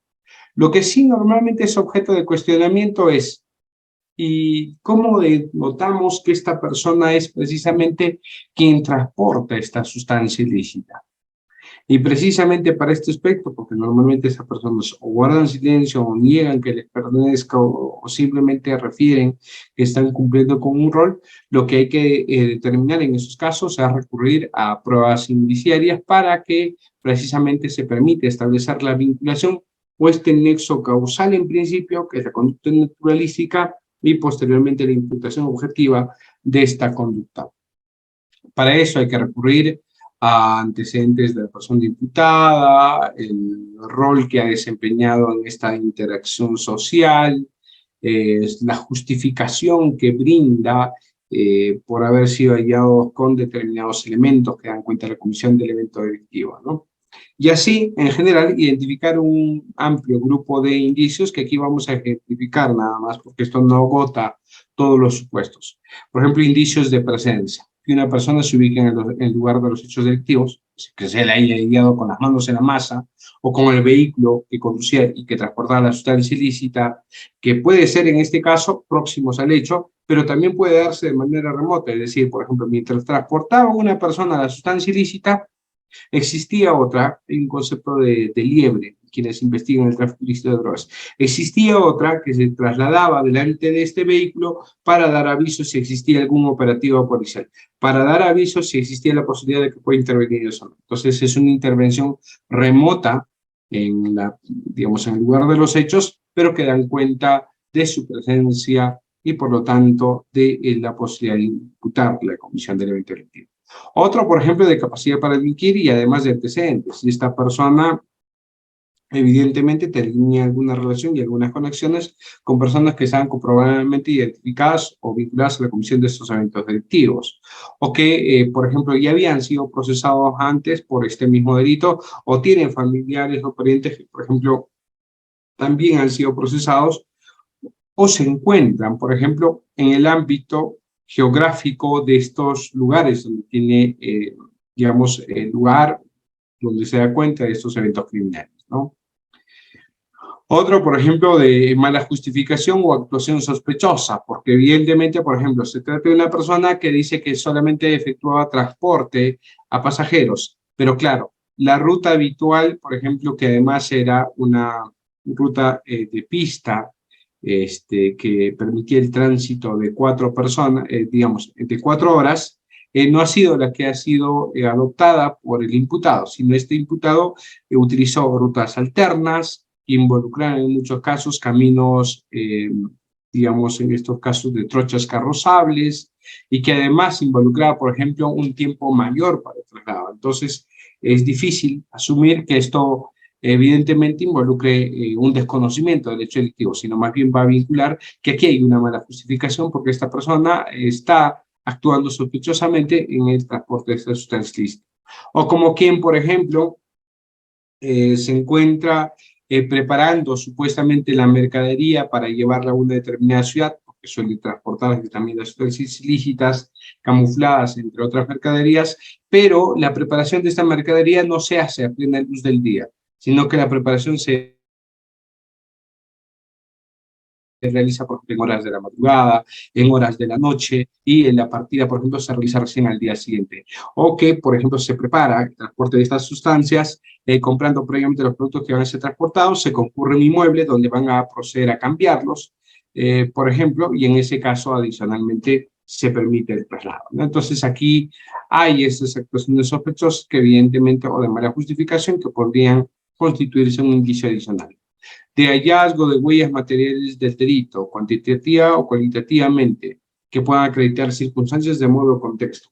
Hay personas que señalan y dicen, no, yo estuve de manera circunstancial. Muy bien, circunstancial, pero se te dio un teléfono celular, donde además tenías número de personas registradas o no registradas, que también estaban en ese mismo domicilio y que tenían un dominio sobre este transporte de la sustancia. Tanto también aquí estas huellas, digamos, estos otros elementos van a permitir establecer tu vinculación. O indicios de obstrucción en la investigación, personas que, por ejemplo, están inmersas en la comisión y lo que hacen es, ante una intervención, sacar el chip del celular, romperlo, botarlo, perderlo, etcétera, o botar los celulares o saltar de las motocicletas, vehículos y tratar de darse la fuga, ¿no? Entonces, estos también pueden constituir indicios de obstrucción en el ámbito de la investigación en el delito de tráfico ilícito de drogas. A ver, la idea es no quitarle mucho tiempo al otro análisis de interfinanciamiento y vamos a atender así rápidamente dos preguntas a mano alzada, estimado Rieder, no sé si están habilitados, y también algunas preguntas de la cajita de chat. A ver, doctores, los dos primeros en alzar la mano. Estimados participantes, pueden levantar su manito. Excelente. Por Ahí favor, están. tener Dos. activo su cámara al participante Javier. Le voy a dar pase primero al doctor Félix. Adelante, por favor, doctor Javier, es tener activo su cámara para darle pase. Adelante, doctor Víctor. Está activo su audio. Puede activarlo usted. Buenas. Hola, Víctor. Adelante con tu pregunta. Quería saber, como hay una pregunta que me acaban de decir, que dicen, ¿cómo se abre una investigación al cual es el procedimiento de un crimen organizado por delito de tráfico de drogas? Eso quería saber. Listo, muchas gracias, Víctor, por tu pregunta. Y, a ver, miren, en el ámbito de la criminalidad organizada, porque este es un tema mucho mayor, y sobre eso hemos expuesto en otras oportunidades como Diápolis, seguramente Rieder por ahí les puede pasar los links, si es que no lo ubican los canales de Diápolis, y en mis propios canales también, por favor, si siguen ahí la página, van a poder verificar que se requiere más de una investigación de carácter proactivo. ¿Esto qué involucra? Normalmente las investigaciones de los delitos, desde el derecho penal clásico, siempre han sido investigaciones reactivas. ¿Esto qué involucra? Que el derecho penal y el derecho procesal penal reaccionan frente a la comisión de un delito. ¿Que alguien disparó a otra persona? ¿Qué hace? Reaccionamos. Vamos, la policía, la fiscalía, investigamos el hecho, formalizamos investigación, acusamos, etcétera, se lleva a cabo el proceso para que finalmente se imponga la sentencia, ¿no? Esta es una investigación de carácter reactivo. ¿Qué ha pasado? Una violación igualmente se da cuenta, entonces. ¿Qué ha pasado? Se intervino un vehículo, la persona como sabía o pensaba que le estaban interviniendo porque sabían que tenía sustancia ilícita, empieza a darse la fuga, se va, se atrapa a la persona, se realiza el registro y se ubica la sustancia ilícita. Son investigaciones reactivas, que son más bien, digamos, unas reacciones a la existencia de un evento delictivo. En el ámbito de la criminalidad organizada, las intervenciones son distintas, son investigaciones proactivas, ¿Esto qué involucra? Que si más o menos se tiene conocimiento de la existencia de una organización criminal, yo lo que tengo que realizar es diligencias tendientes a esclarecer, a decantar esa organización. Por ejemplo, habrá un informante, habrá alguna información, una nota de inteligencia que dé cuenta de que determinadas personas, y que a veces se conoce con los apelativos de Moncho, Peter o alguien, etcétera, están vinculados a un cártel que se encarga de transportar sustancia ilícita de la zona de Bra hasta Bolivia. Muy bien, ¿qué hacemos? Solicitamos el levantamiento del secreto de comunicaciones porque además hemos podido obtener estos números celulares. ¿Qué hacemos? Hacemos digamos, labores de observancia, vigilancia y seguimiento con grabaciones para denotar si efectivamente hay una actividad sospechosa.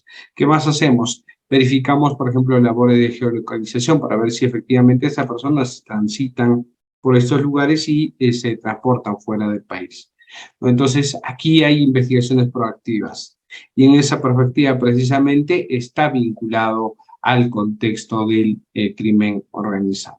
Entonces, por ahí, Víctor, esta es más o menos la forma en que se suele investigar e intervenir en el ámbito de la criminalidad organizada y para el caso en concreto de tráfico ilícito de drogas.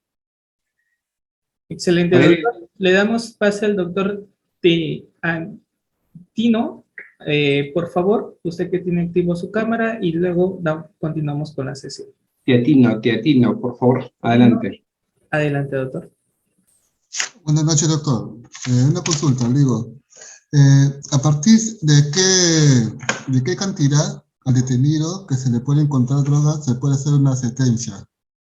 Porque a veces hay personas, por ejemplo, policías que les encuentran a veces con mercaderías poquitos, por ejemplo, que son a veces consumos, 3, 4 paquetitos, y le están abriendo un proceso. ¿Ese es justo? Correcto.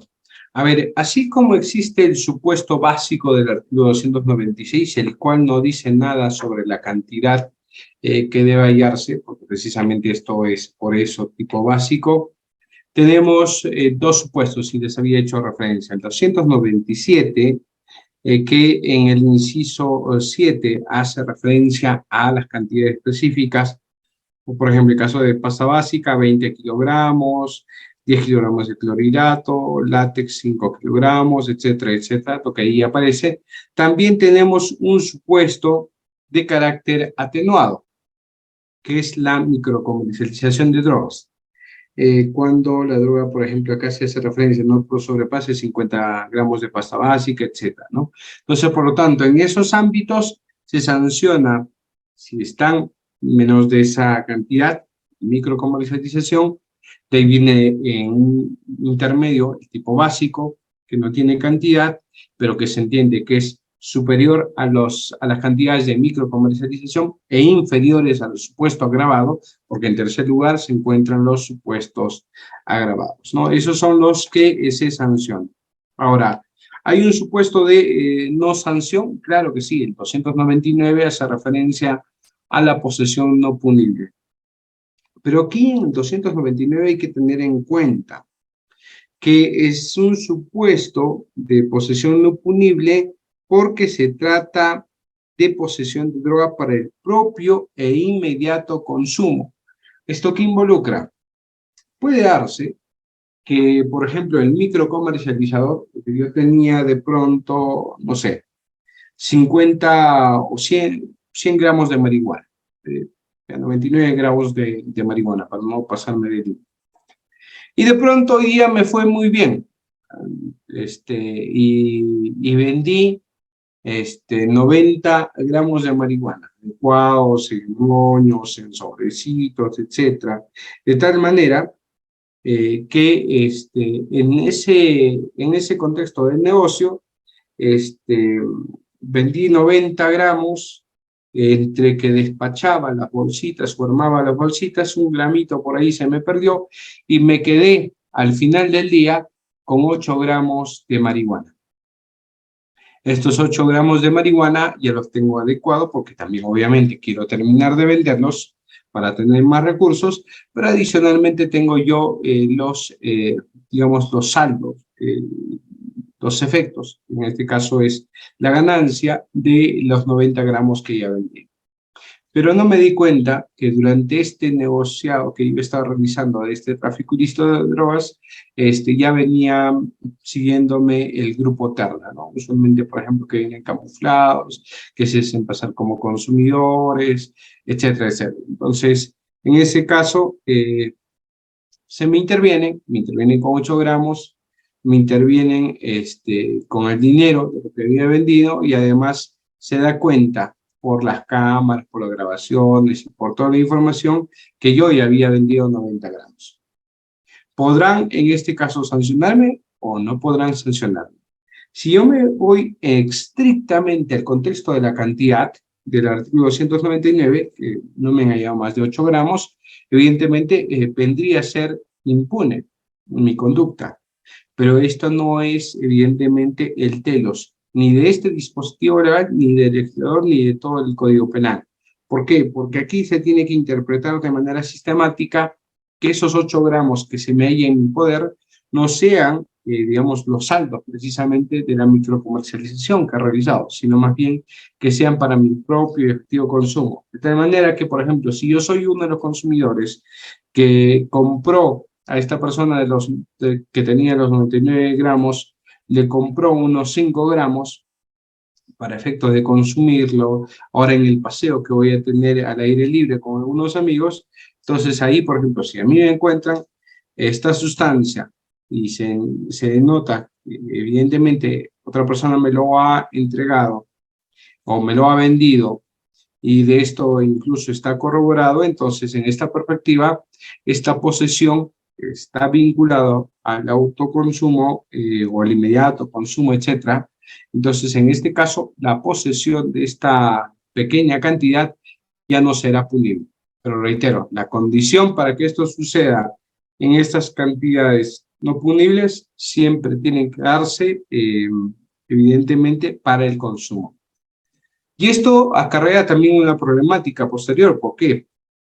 Si yo, por ejemplo, tengo, digamos, este paseo al aire libre, pero como suele darse a veces con los paseos que me gusta tener, que estos paseos tienen que prolongarse en el tiempo y por lo tanto van a ser no 2 días, 3 días, sino que van a ser 15 días, un mes, y por lo tanto en ese caso yo digo, mira, ¿sabes qué? 5 gramos va a ser insuficiente.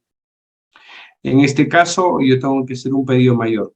Unos 25 gramos estarán bien para todas estas 15. Es más, y si no es suficiente, voy a ordenar un delivery, de tal manera que me lo lleven, ¿no? Entonces, se cuenta. Ahí se trata de un contexto también de una persona que se encuentra en calidad de consumidor. Es decir, no va a microcomercializar, sino más bien va a ser consumidor.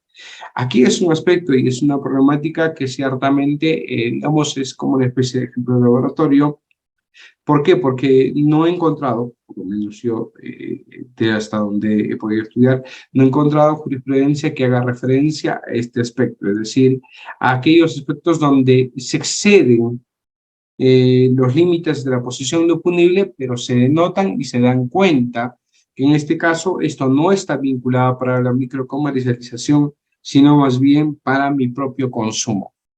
¿Qué podría darse en estos aspectos? Lo que les hablé hace o casi al inicio del análisis dogmático, que tengo que hacer el juicio valorativo, el juicio normativo, si esto involucra la generación de un riesgo prohibido para efectos precisamente de denotar el resultado típico, que involucra en este caso la posibilidad de consumo de drogas por otras personas. Si no es así y se denota y se comprueba que efectivamente es para mi propio consumo, pese a que se exceda, evidentemente no serán cantidades cuantiosas, sino que se excedan los límites que establece el 299 del Código Penal, en estos casos se denotará que precisamente el hecho resultaría siendo atípico. ¿Ya? Esto en todo caso. Para responder las preguntas que por ahí se han planteado, en la cajita de chat, a ver, vamos por ahí. Si la persona se encontró no es responsable, si no es transportista, pero quiere cooperar, ¿qué sucede? Es evidente, si no es responsable y solamente es transportista, de lo que estamos hablando es de que tendría una conducta neutral, estereotipada, y que por lo tanto no le sería atribuible el resultado típico. Estimado Jean-Pierre, en este caso es el que ha planteado esta pregunta. Floridelia señala, ¿cuándo se consume el delito de TIC? Evidentemente, si se trata de un delito de peligro abstracto y que por lo tanto solamente requiere la configuración de la conducta y no la producción de ningún resultado típico, es un delito de mera actividad. Por lo tanto, requiere comprobar únicamente la conducta. Si se requiere transporte, pues efectivamente se encuentra transportando. Si se encuentra posesionando, guardando, etcétera, esta sustancia, con la posesión. Si se establece en el contexto de la puesta en el mercado, si la comercialización, con el solo establecimiento de los fármacos. Es decir, la constatación única de la conducta para el caso en concreto. No se requiere ningún resultado, por lo tanto su consumación es instantánea y por ende no se admite la tentativa en su configuración. Bien, doctores, vamos a dejar ahí la exposición de este delito. Yo creo que siempre van a haber muchas preguntas por ahí sueltas, pero para cumplir, digamos, con la tarea, con el cometido que se nos ha dado esta noche, vamos a exponer sobre el financiamiento del terrorismo. Pero vamos a compartir una pequeña pantalla. Aquí está. Bien, a ver. Así como existe el lavado de activos, doctores, hay una figura más o menos similar y a su vez inversa a la vez, que es el delito de financiamiento de terrorismo. ¿Por qué decimos similar? Porque involucra necesariamente el ocultamiento de bienes o recursos o caudales. Es decir, hay alguna necesidad de camuflar estos bienes o estos recursos. En esa perspectiva, quizás haya una similitud entre el lavado de activos y el financiamiento de terrorismo.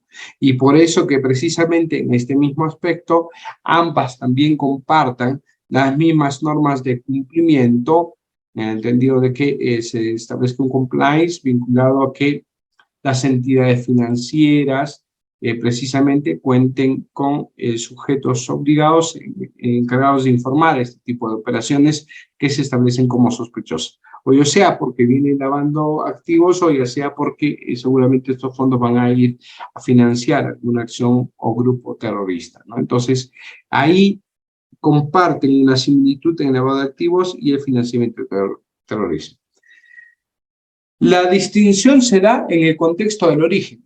En el caso del lavado de activos, siempre se denota su origen de carácter delictivo. Es decir, el lavado de activos precisamente se produce porque hay un origen delictivo, por ejemplo, el tráfico de drogas, que produce una riqueza ilícita y que hay necesidad de insertarlo en el mercado lícito. Por lo tanto, ¿yo qué hago? Trato de convertir estos bienes ilícitos para camuflarlos, darles apariencia de legalidad y volver a insertarlos como si se trataran de recursos lícitos, ¿no? En cambio, en el financiamiento de terrorismo, la captación de estos recursos no necesariamente tienen que provenir de la comisión de un delito. Pueden provenir, sí, pero no es necesario. Más pueden tratarse de dineros legítimos, pueden tratarse de dineros que son entregados por los estados. Ustedes habrán podido seguramente por ahí leer que en el contexto de los estados islámicos, en algún momento se ha establecido que Estados Unidos o Rusia, por ejemplo, tienden a financiar a determinados grupos, a determinadas personas, para efectos de cometer actos de terrorismo, etc., ¿no? Entonces, más allá de que esto sea cierto o no, que es lo que vamos a poder encontrar en las redes, por cierto, unos reportajes, e incluso de canales muy serios. En todo caso, más allá de la veracidad o no de lo que estamos afirmando, es que el dinero, en este contexto, no necesariamente tiene que provenir de un delito. ¿Puede provenir de un delito? Sí. ¿Provienen de delitos? También. ¿Cuáles? Por ejemplo, el tráfico de drogas en zonas como el Bra y el Alto Guayaga están vinculados, por ejemplo, al narcoterrorismo. Es decir, que involucra que hay todavía remanentes terroristas que tratan de desafiar al Estado. Y estos remanentes terroristas tienen armamentos, tienen personas que se encargan de efectuar estos actos terroristas.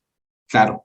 Y estas personas, evidentemente, como no tienen otra actividad, necesitan ejercerse de recursos para financiar la compra de estos armamentos, para financiar la compra de alimentos, establecer sus campamentos, lo que fuera, ¿no? Entonces, necesitan dinero.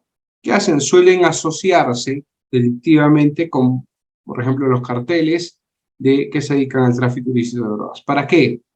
Para que en tanto, por ejemplo, las organizaciones terroristas brinden seguridad al transporte o los actos de fabricación de estas sustancias ilícitas, a su vez, estos carteles de drogas le provean de recursos, de caudales o de efectos que permitan su subsistencia, su actuación, ¿no? Entonces, aquí también vamos a notar que hay la existencia de un origen ilegal, pero reitero, esto no necesariamente tiene que ser así, porque pueden darse, digamos, financiamientos lícitos, y a veces a través de engaños, o sinceramente a partir del establecimiento de financiamientos estatales.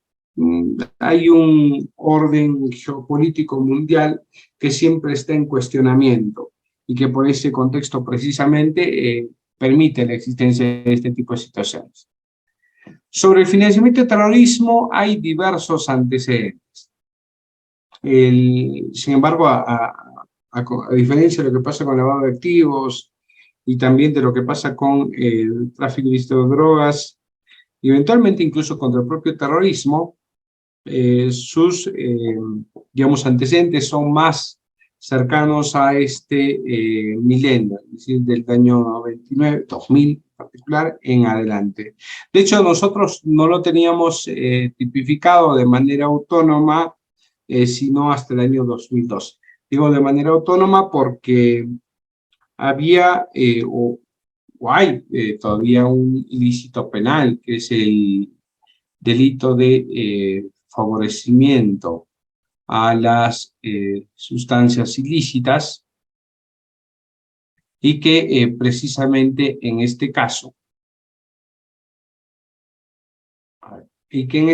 precisamente conllevan a denotar en esta perspectiva la configuración. Estaba en el artículo 4 de la ley contra el terrorismo, 5475, en el literal F. Ahí se preveía antes como un acto de colaboración con el terrorismo, ¿ya? Pero después el financiamiento del terrorismo adquirió autonomía y en eso precisamente han coadyuvado diversos instrumentos internacionales. El primero de 1999 es el Convenio Internacional para la Represión de la Financiación de Terrorismo. Después, en ese mismo año, precisamente también, este convenio internacional adquiere estatus de ser un convenio inspirado o más bien respaldado por las Naciones Unidas. Cuando se establece adicionalmente este tipo de situaciones, también en el año 2000 se empieza a establecer la Convención de Palermo, donde se trata de combatir la delincuencia organizada transnacional, dependientemente de terrorismo, pero que en todo caso puede servir también para efectos de su persecución a raíz de cada uno de los instrumentos que en este caso pudiera darse. El año 2001, si ustedes recuerdan, el atentado contra las Torres Gemelas en Estados Unidos ha sido un año crucial porque ahí se estableció por primera vez la Convención contra el Terrorismo, y el Grupo de Acción Financiera Internacional, GAFI, que ya tenía 40 recomendaciones para el lavado de activos, establece 8 recomendaciones adicionales para combatir el financiamiento del terrorismo en ese mismo año. Entonces, el año 2001 ya empieza a convertirse o establecerse como un año crucial para el combate del financiamiento del terrorismo. En el año 2001 también se crea el Comité contra el Terrorismo por la resolución 1373 en el ámbito de las Naciones Unidas.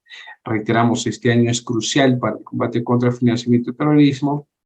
Y en nuestro orbe, es decir, en el ámbito interamericano, el año 2002 se genera la Convención Interamericana contra el Terrorismo, suscrita en Barbados, en Bridgetown específicamente, y donde además se incorpora también la necesidad de combatir el financiamiento al terrorismo. ¿Qué es lo que debe entenderse por el financiamiento al terrorismo? Necesariamente son actos, como toda conducta delictiva, que están vinculadas a la solicitud, recolección, suministro, para proporcionar ayuda o apoyo financiero, por eso se llama el financiamiento al terrorismo, ¿no? Financiero, a terroristas u organizaciones terroristas, sea proveyendo, recolectando, entregando, recibiendo, administrando, aportando, custodiando, guardando fondos, bienes o recursos, o realizando cualquier otro acto que promueva, organice, apoya, mantenga, financie o sostenga económicamente actos terroristas u organizaciones terroristas, ya sean nacionales o extranjeros. Noten ustedes que de todas las conductas que se van a verificar en esta conceptualización, en primer lugar, existe toda la posibilidad de establecer el financiamiento no solamente contra grupos terroristas u organizaciones terroristas propiamente dichas, sino contra quienes puedan realizar actos terroristas en un determinado caso en concreto. Eso en primer lugar. En segundo lugar, van a notar también que el objeto del delito sobre el cual recae siempre está vinculado a un aspecto financiero, es decir, vinculado a fondos, bienes o recursos, pero finalmente un contenido de carácter financiero. De otro lado, también en este contexto se hace referencia a que esto pueda darse, es decir, en un contexto de recolección de ciertas actividades iniciales, hasta finalmente los actos de aporte, de custodia o guarda de dichos fondos. Es decir, una amplia gama de conductas que puedan vincular el financiamiento de terrorismo. Y finalmente, una que involucra en cierto modo establecer una equiparación de título de imputación, porque se señala también que promueva, organice, apoye o mantenga estas actividades. Ahora, esto, digamos, como concepto, vamos a verificar si realmente nuestra legislación ha señalado esto, que en principio también, por ejemplo, es una definición de la GAFI.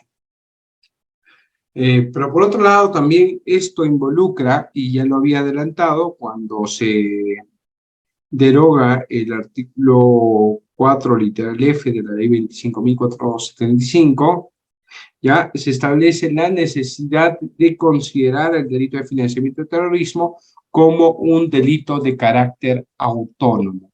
Es decir, doctores, aquí no hay necesidad de verificar si efectivamente hay algún acto terrorista, si efectivamente se llegó a entregar a los terroristas o a las organizaciones terroristas esta financiación. No, porque van a notar que incluso esta conducta se puede producir en un estado totalmente inicial.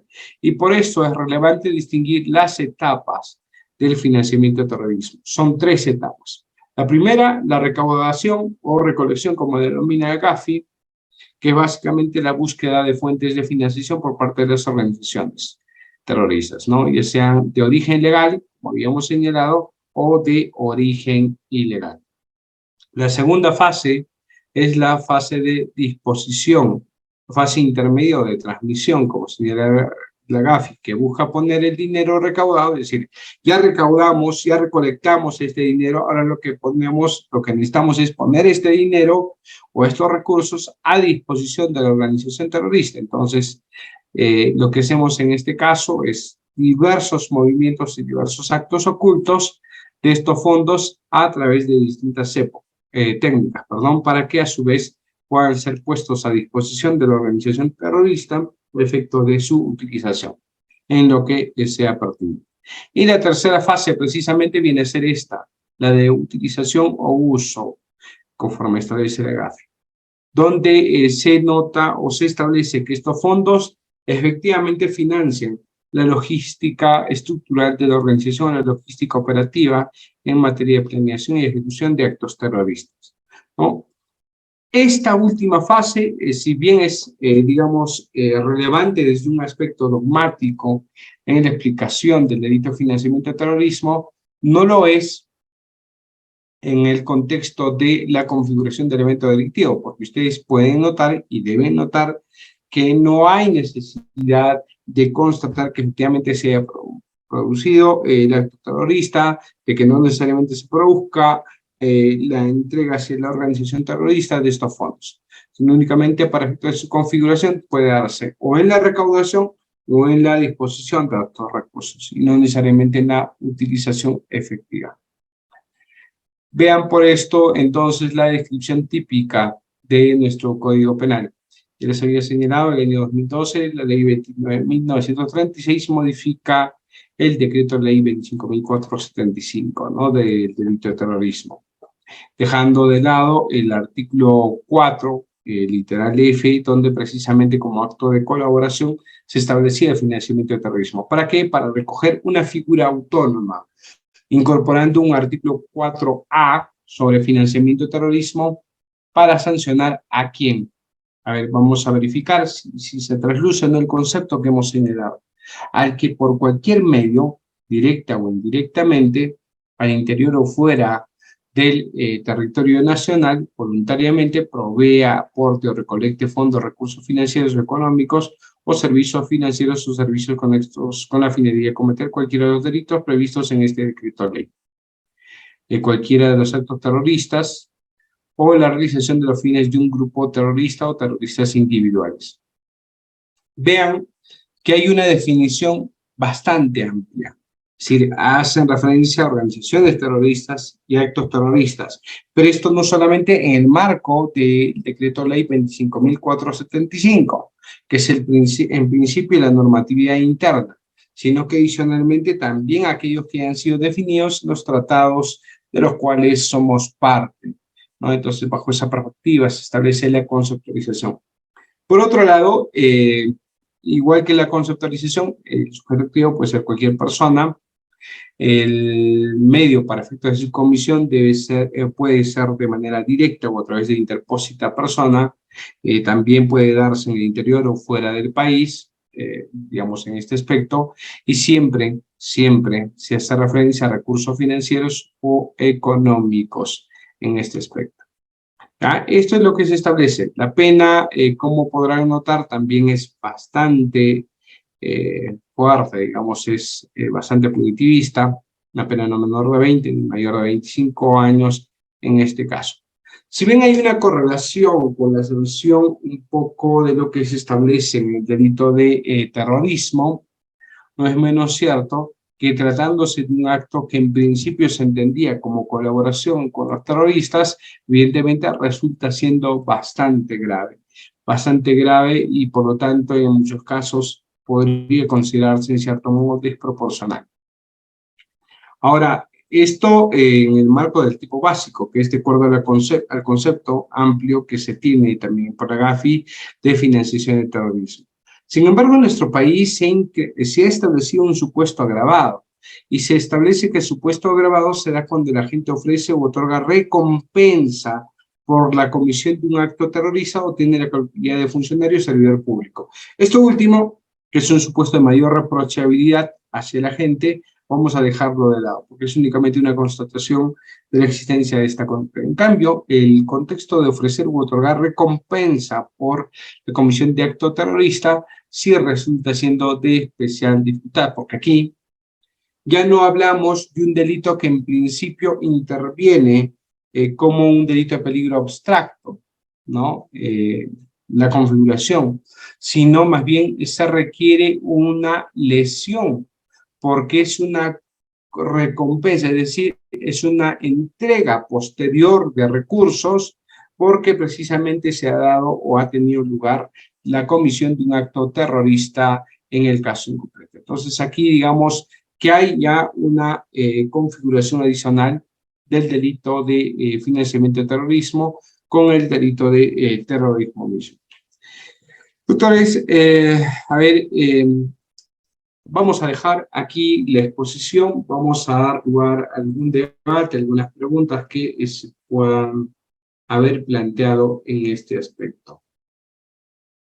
Excelente, doctor. Estimados participantes, pueden levantar su manito en reacciones para intervenir. Por favor, las preguntas tienen que ser referentes al tema y concretas. Doctor Gustavo, muy buenas noches. Está activo su audio. ¿Puede activarlo usted, por favor? Correcto, mientras Gustavo, ahí está Gustavo, por favor, adelante con tu pregunta. Buenas noches, doctor. Muchas gracias por su exposición. Mire, solamente concreto así. Movadef tipificaría si es que alguien financiara ese movimiento político, tipificaría como un delito financiar al Movadef. Bien, muchas gracias Gustavo por tu pregunta y evidentemente aquí salta a la vista, de acuerdo a la descripción típica del delito, es decir, del artículo 4A del Código Penal, si en principio esta es una organización terrorista. Si se determina y se establece, y me refiero en este aspecto, ciertamente de manera judicial, no, digamos, a consideraciones políticas, a consideraciones sociales, no. A un establecimiento judicial de que efectivamente esa es una organización terrorista, evidentemente podría darse lugar si es que se verifica que esta organización cuenta con financiamiento, sean de índole particular, de estatales, lo que fuera. Entonces sí podría darse lugar. Pero hay que tener un poco de cuidado porque específicamente cuando se discutió en su momento sobre esta organización de la Movadef, lo que se estaba estableciendo como sanción no era que digamos, propiamente que era una organización terrorista, sino más bien que era una organización que efectuaba apología al terrorismo, es decir, que enaltecía al terrorismo, a los actos terroristas y evidentemente a sus líderes, como el caso de Abimael Guzmán. Entonces ahí habría que verificar si se trata propiamente de una organización terrorista o si se trata de una organización que efectúa apología al terrorismo. Y ahí habría que verificar entonces si es posible o no configurar este financiamiento. Mientras va encendiendo su cámara Carlos Flores, aquí hay una pregunta de Ian Pierre. Dice, ¿qué pasaría si se confirma que financia el terrorismo es un Estado y no los carteles de otros países? Bien, en principio, como ustedes podrán notar, sobre este aspecto ya hay algún antecedente de Estados Unidos sancionando, si no me equivoco, no sé si es Irán o Irak, precisamente porque presumiblemente digamos, financiaban organizaciones terroristas en el Medio Oriente. Entonces, es evidente que además de sanciones internacionales, para corresponder a ese Estado, lo que podría ser finalmente es que dentro del ámbito del derecho penal o del derecho internacional se pueda constituir como un Estado pálido, es decir, un Estado que finalmente se vea vetado de poder realizar cualquier, digamos, relación comercial con otros países, que pueda además, en su caso, permitir abordar o establecer negocios legítimos, ¿no? Porque evidentemente va a ser objeto de una sanción y restricción en sus relaciones internacionales. Bien, a ver, vamos con Carlos Flores. Doctor. Doctor Carlos Flores, ¿está activo su audio? Adelante, por favor. Doctor, muy buenas noches. Excelente la exposición, pero quería yo preguntarle no directamente sobre la última exposición. No sé si podría preguntarle de la primera exposición, por favor. Claro, Carlos, vamos. Sí, ya, sí, por favor. Doctor, el tema es de si uno, como usted explicó en el tema sobre de la venta de marihuana, pues, Grupo Terna fue detenido en Miraflores por 50 gramos de marihuana. Ahí pasó a la Fiscalía de Miraflores y por tener 19 años le dieron libertad para que lleve el proceso fuera. Muy bien. Ese muchacho no era del Perú, era de Alemania, vino solamente de visita. Y después de 3, 4 meses se retiró a Alemania, ya nunca más lo vi. Ahora ha llegado un documento, pero no de Lima, sino de el juzgado penal de liquidador de Iquitos. Le pregunto, la competencia, si el delito fue cometido en Lima, la competencia jurisdiccional es Iquitos. No, tal como me comentas, estimado Carlos, la competencia siempre es del lugar, y así lo define el Código Procesal Penal, del lugar donde el hecho delictivo ha tenido, digamos, su ocurrencia o ha tenido lugar, ¿no? Entonces, por lo tanto, la competencia evidentemente es de Lima, y si en este caso hay una Fiscalía de Miraflores, de la Fiscalía de Miraflores. Ahora, habría que ver, digamos, cuáles son los fundamentos por el cual en Quito se están investigando. De repente es otro hecho, es el mismo hecho. Habría que verificar en esos aspectos. Ahora, sobre el otro particular que comentas, que esta persona ya no está en el país, que se le dio una situación, entonces ahí habría que verificar otros aspectos, ¿no? Si la Fiscalía está utilizando adecuadamente, por ejemplo, los procesos inmediatos, porque precisamente en estos casos, cuando se tratan de delitos, digamos, se trata de un caso de 50 gramos de marihuana. Entonces, por lo tanto, hacemos referencia a un supuesto de microcomercialización. Si se trata de un caso de microcomercialización, habría que denotar que como la pena mínima es 3 años, casi no va a haber, pues, evidentemente, una pena efectiva. Entonces, habría que verificar si en ese entonces tiempo podría establecerse un proceso inmediato. Si interviene en flagrancia delictiva y se pone a disposición de manera inmediata, a efectos de llevar adelante un proceso inmediato para efectos de evitar que esta persona pueda jugar, ¿no? Pero, digamos, lo dejamos ahí porque habrá tenido seguramente la Fiscalía sus razones, desconozco datos más exactos, para saber por qué no se estableció una medida mucho más eficaz en este contexto, pronta, para efectos de adoptar una decisión, ¿no? Muchas gracias por la pregunta. Y finalmente hay una pregunta, a ver, en el sistema. ¿Cuál es la diferencia entre terrorista y preso político? Pregunta Joel Benítez. Joel Benítez, esto de preso político es una generación precisamente de quienes se tratan de verse inmersos en la política o tratan precisamente de tratar de generar un término a efectos de evitar estigmatización en quienes se hayan visto inmersos en la comisión de un delito. Ahora, es evidente que si Abimael Guzmán es un preso no político, esto se denota a partir de si ha tenido lugar o no alguna persecución en el ámbito de la, digamos, de un régimen político. Si fuera así, evidentemente obedecería y tendría lugar de que se trate de un preso político, pero es evidente que más allá de que haya habido una dictadura del año 92 en adelante, donde evidentemente controlaban el país y morir montesinos, pues, más allá de ese aspecto, que estaríamos debidamente comprobado, no se ha denotado que en nuestro país precisamente exista una persecución política, por lo menos no a quienes se hayan visto inmersos en grupo de Sendero Luminoso, MRTA, lo que fuera, ¿no? Si ha habido alguna persecución para quienes se hubieran enfrentado a la dictadura en su momento, ¿no? Y de hecho hay varias sentencias precisamente por ese aspecto.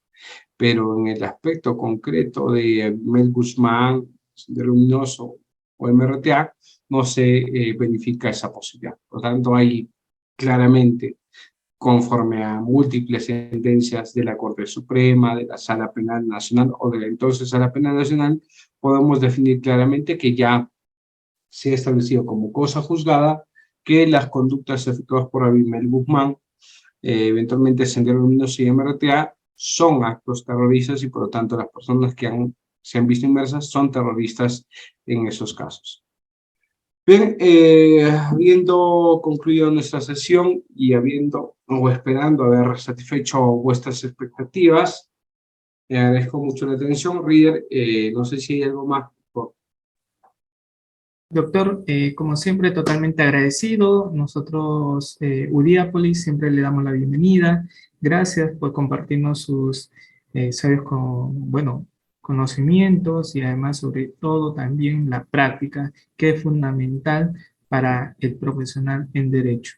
Doctor, cuídese mucho, que tenga un excelente inicio de semana y que Dios le bendiga en todo momento. Igualmente a cada uno de los que se encuentran presentes en esta sala, un abrazo a la distancia y hasta una próxima oportunidad. Nos estamos viendo. Chao, Río, y chao a todos.